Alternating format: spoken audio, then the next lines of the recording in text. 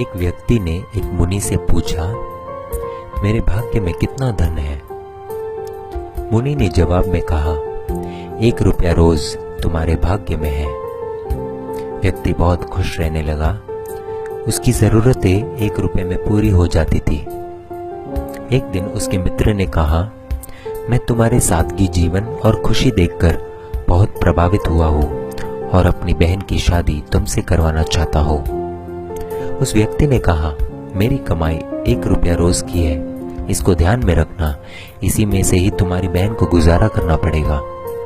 मित्र ने कहा, कोई बात नहीं, मुझे रिश्ता मंजूर है।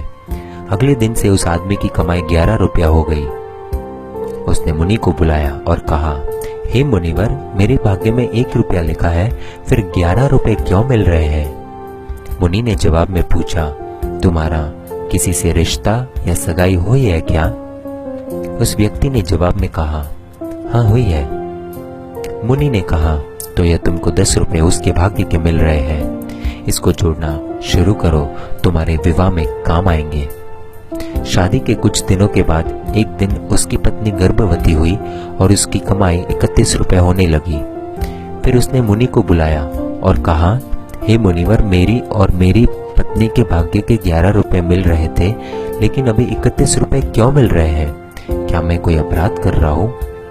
मुनिवर ने कहा, यह तेरे पुत्र के भाग्य के 20 रुपए मिल रहे हैं। हर मनुष्य को उसका भाग्य मिलता है।